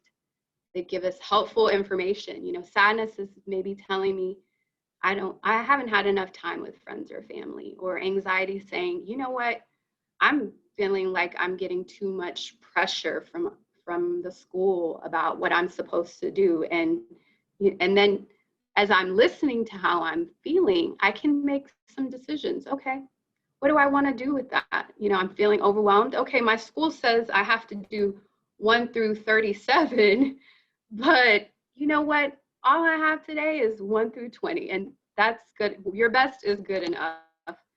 And so that's why I would say our emotions are a gift. I know it can be maybe anxiety producing to think about feeling certain feelings, but it's normal, you know. I often say this to families and individuals I counsel, you know, in terms of the normal things that happen with our emotions, right? So let's say a lot of times we understand this in a physical way. And so I often use this analogy, and I say, well, imagine that I left my purse by accident in the middle of my office, and a child runs in my office and they hit their head on the side of the table. What do you think they're going to do? If they just really hit their head and they say, oh, well, cry. I said, well, why do you think they're crying? Well, they're hurt. And then I said, well, how long do you think they'll cry? And they say, until they feel better, or if they feel comforted. And the same thing that happens for us physically, I just want to emphasize that it's the same thing emotionally. You know, if you're stressed and you're overwhelmed and you just need to cry, that's okay. There's no judgment in that. And if there's anybody around you that makes you feel judged for that, they're not emotionally healthy people. You know, they're generally not emotionally healthy people. That if they can't understand that, you know, the ways that you need to appropriately express your emotions, crying is an appropriate way to relieve stress. And so I just encourage us to be honest with ourselves about how we're doing, and make friends with people that you feel like you can just share openly and don't judge you or make you feel like you have to talk about something else or shouldn't be feeling how you're feeling. Your feelings are valid. Your feelings are absolutely valid. I love that I learned in medicine, when somebody breaks their bone, and let's say if I broke my bone right here, if I broke my bone here and then it heals, the place where it was broken is actually stronger than the rest of my arm, right? And so I also just want to give us hope that oftentimes in terms of our healing, wherever we've been broken emotionally, wherever we're struggling, if we acknowledge it, it's not going to break us, even though it feels like it might. A lot of times that's where we tend to end up being stronger. And so, you know, I'm encouraging us to feel the feelings, manage our emotions. Part of how we manage our emotions is to have manageable expectations. Like I said, you know, even though they say 1 to 37, 1 to 20, if that's your best and it still gives you the room to take care of yourself, that's good. As well, I talked about play being another way to manage our emotions. And so, you know, making sure you're having fun just as well as your kids. Have fun together, have fun by yourself, whatever is another stress reliever for you. And so just adding you in the equation each day. I'm sure it can feel so busy that as you're putting your to-do list, You may look and say, wait, or maybe you don't even think about, am I on this list? Add you, because we can't pour from an empty cup. We can't. And so in terms of co-regulation, which is the next slide, so that is the idea of using your personal calm. So I've done the self-care, I'm tending to myself like we talked about. And so using your calm is actually the best way, it's the most powerful thing to help your child be calm and manage their own feelings, right? I was meeting with a family recently, and one of the things we're working on is managing anger. And so, the child struggling to manage their anger appropriately, communicate in appropriate ways. And one of the things he said this week, they had progress and success. And so what happened was, dad and son were really angry with each other. But this time, as opposed to dad screaming and doing what he was doing when he was really upset and struggling to manage his own feelings, he was able to be calm, right? That's what happens when we focus on self-care. That doesn't mean that we're ignoring our feelings, but he was able to acknowledge his anger and manage it, as opposed to not managing it and then he's just reacting. So when dad was responding calmly, son said that it was much easier for him to calm down when he saw his dad. And so he ended up acting in an appropriate way and was able to calm down much more quickly. And that's where your power is. That's a huge way that you can influence your house, is as you maintain your calm or get back there as soon as you can, right? I mean, when we're angry, we're not calm, but there's things I can do. I'm gonna go to the bathroom and close this door so I don't go off on you. And so I can get my calm, do what you need to do. You could do breathing, whatever you do to calm yourself. And then when you go out and you're calm, you can act and not react. And so, what we model is the most influential thing in our children. Most of who children will become is not who we say they should be. I can say, don't do this, do that, do this, don't do this. But the main thing they become is who we are, right? They become, if I show them that I know how to take care of myself, that I love you, and I also love myself, I take care of everybody in this household, including me, they grow up to be kids, teens, and adults that realize that, the value of those things. And so what you model is powerful.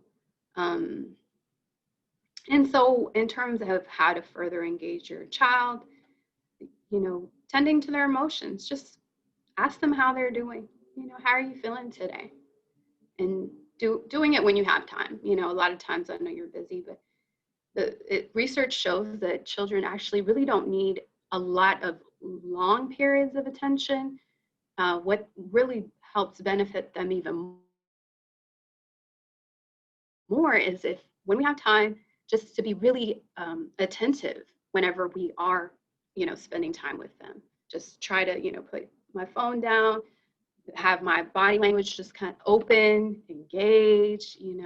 When I do that, they tend to not need as much time and are more quickly, their needs are quickly met. And so if we do that, they really don't need the long periods. And the short attuned time is actually a lot more helpful for them than infrequent long periods. And so in those short times where I'm tuning in when I can, just saying, how are you doing today? And if you'd like, I have some tools you can use with your kids. You can email me. I'll also go through some resources toward the end. But there's things you can use to help facilitate these conversations and activities. But it could just be as simple as asking, how are you? What's something that went well today? What's something that made you happy today? What's something that made you sad? What's something that made you, feel nervous? And so and then listening. Maybe you're going to hear something that makes you feel nervous as a parent,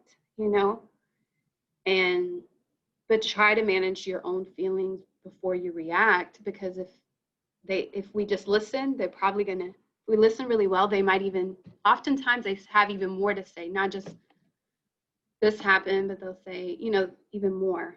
Oh, maybe initially, if they're not used to talking this way, they'll say, I'm fine.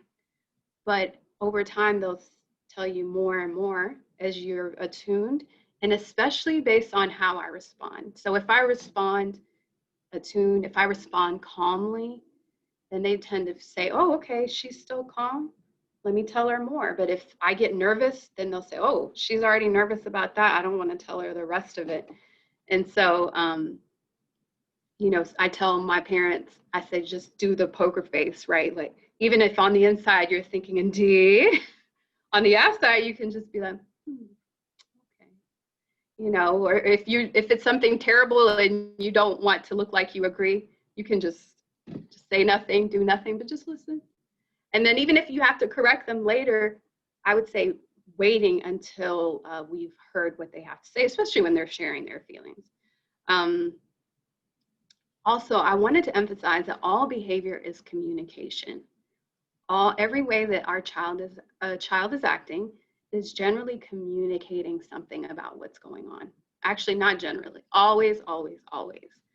And so, you know, what does that mean? What does it mean that my child is acting this way? What does it mean? And so it's hard to fully know, but this is an area where I would say, trust your instincts and really, you know, see what you see. So the value of noticing.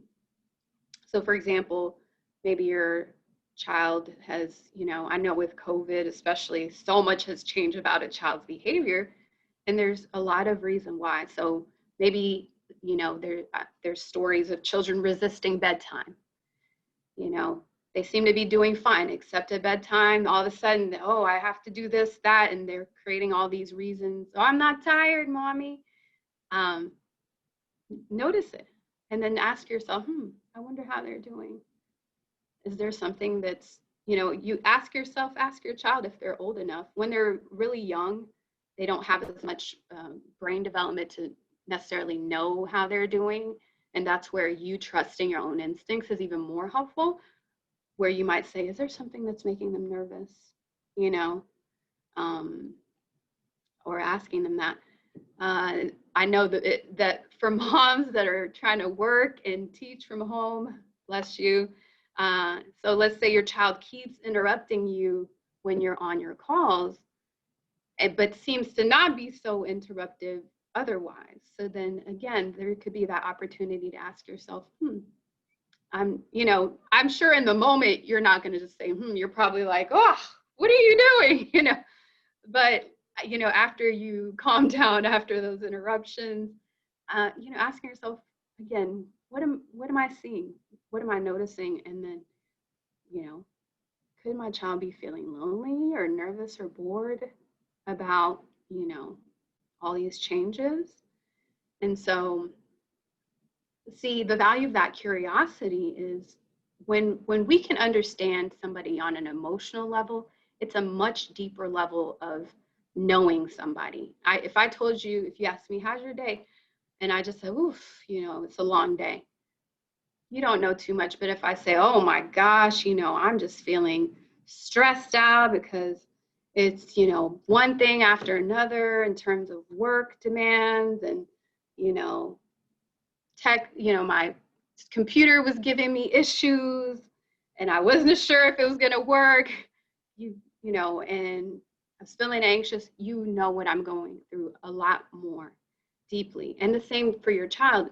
And so when we know and understand a child on that deeper level, then we know how to more directly meet their needs. So instead of they act some way and then I give them only a behavioral response. So if they're interrupting me and all I say is go to your room and I never keep addressing it, then I'm missing an opportunity to meet a heart need of theirs. You know, don't get me wrong, I know sometimes children are just defiant and they just want their way. I know that too. But a lot of times it's deeper than that. And so if I was just saying go to your room all the time, I'd be missing the opportunity to maybe spend some time together in a way that's more connecting. And so in terms of just for the sake of time. I'm going to go toward the end of my presentation. But in terms of what you can, further activities to calm your child, you can do breathing with them. So sometimes if somebody's dysregulated, meaning unable to manage their own emotions, I just say, okay, breathe with me. I know you're upset. And I'll model to them, just breathe like I'm breathing, okay? And just do some slow, deep breathing. And I'll do that maybe 10, 20 times to show them and help them calm. There's a book called 1, 2, 3, A Calmer Me. 1, 2, 3, A Calmer Me. That talks about other, self-regulating and co-regulating activities that you can do. And it's a children's book. It teaches them about, some of these things. Going on a walk together, play for them as well.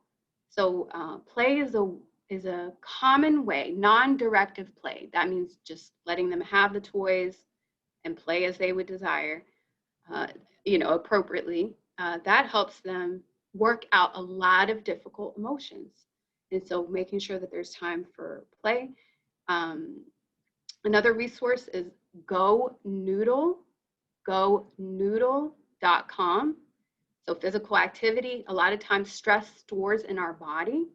So movement helps to release stress. Even if we're not talking about it, the physical activity is good. So GoNoodle has a lot of videos created by child development experts, and they have movement, mindfulness, different family activities you can do. I don't know if this was mentioned. PBS has an at-home learning kit that's both academic support and social emotional. Let me put that in I'm putting that link in the chat box. So now you have that resource for the PBS. And then you see that some other resources for parenting resources. The first one is my website, where I place mental health resources, the Children's Trust. You have One Tough Job as a parent. So One Tough Job is another really good website that you can use. And last page is just how to keep in touch. I'm invested in supporting anybody that's on a journey to wellness. And so I share wellness resources on my website and social media. And my email is also there if you have any questions. So I know that I have just maybe a minute or so left. Did any questions come through that you'd like for me to answer, Barry? Looking right now, thank you for that amazing presentation, Tizita. That was really helpful. I love that you say, especially now that we're all stuck at home with our kids, that I loved teaching them boundaries at a really young age, to say these are the times that mommy is available, and then for this length of time. Yeah, never thought that was an appropriate thing to do with your kids, but like you always feel like I should be there when they need me. I'm calling, let me stop what I'm doing to rush to them. You just think that that's what you should do as a mom, but it is important to teach them those boundaries. And actually that's one of the skills I think that Salam had listed before is this whole virtual learning giving us opportunities to learn new skills, both for us and for our kids. And that's one of them, setting boundaries. So thank you for that. And that they have short, just a short attention span? Well, not attention span, but their needs.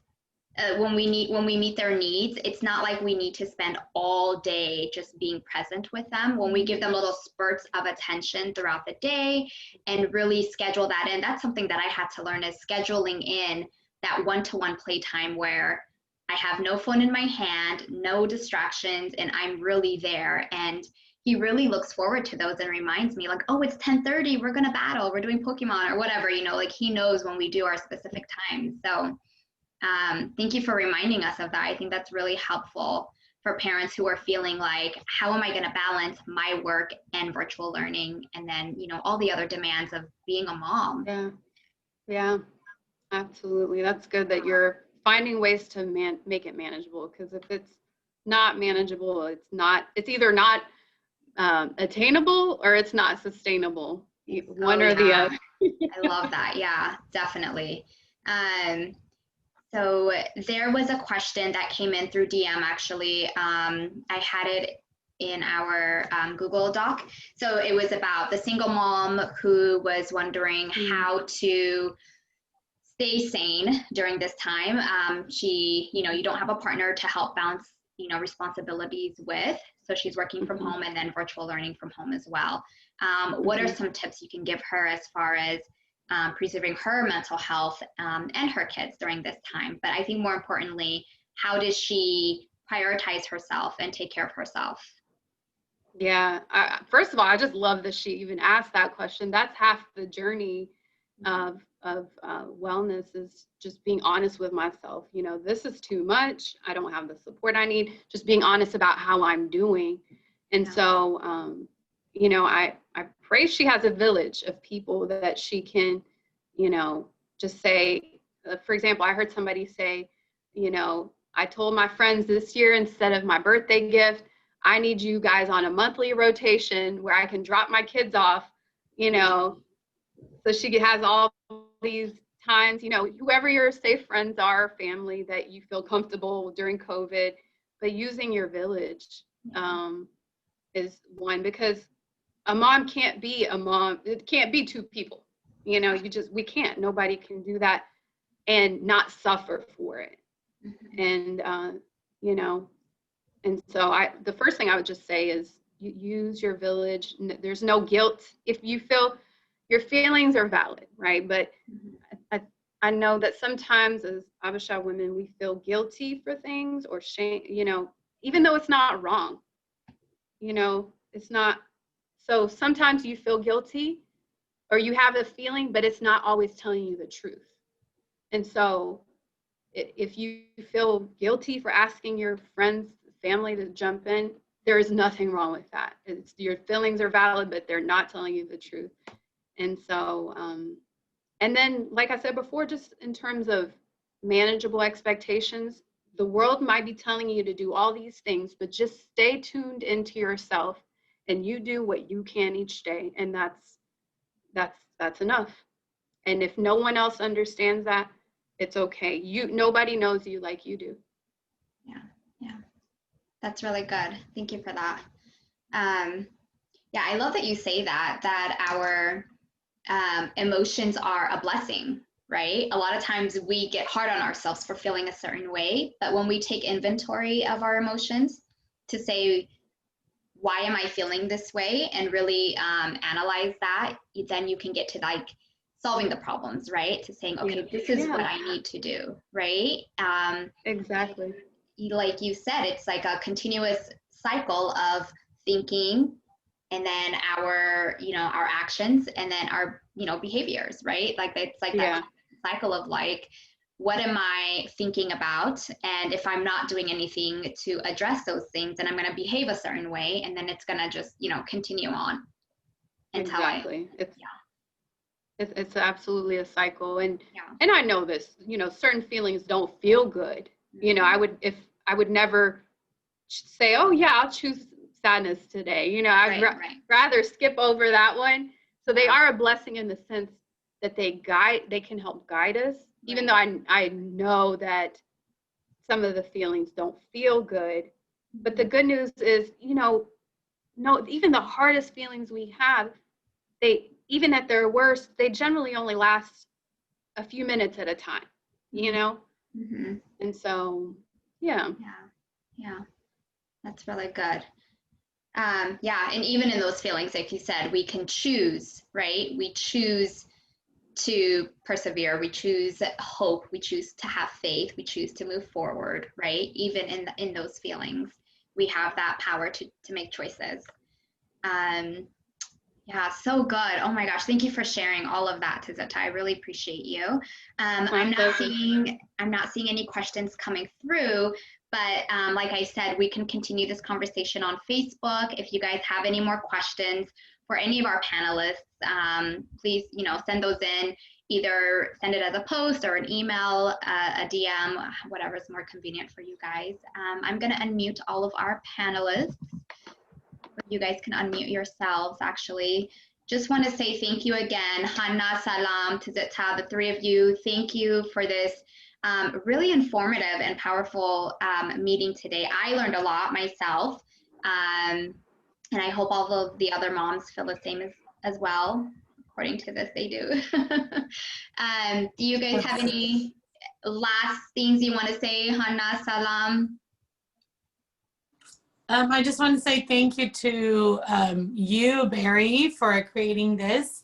And I love that it's recorded. So if people didn't make it for this part, they'll be able to see it, and glad to reach as many parents as possible, right? So thank you. And thank you ladies, Hannah and Tizita. Amazing information. I know I learned a lot. So thank you. My pleasure.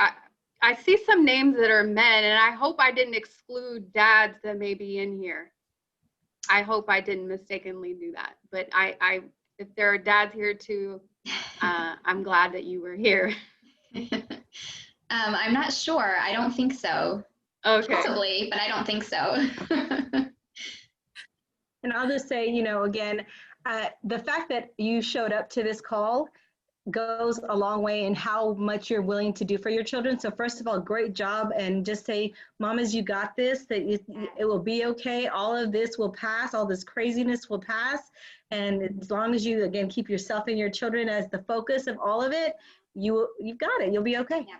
Yeah, absolutely. Yeah, thank you, Hannah. Yeah, we got this, mamas. We'll be good.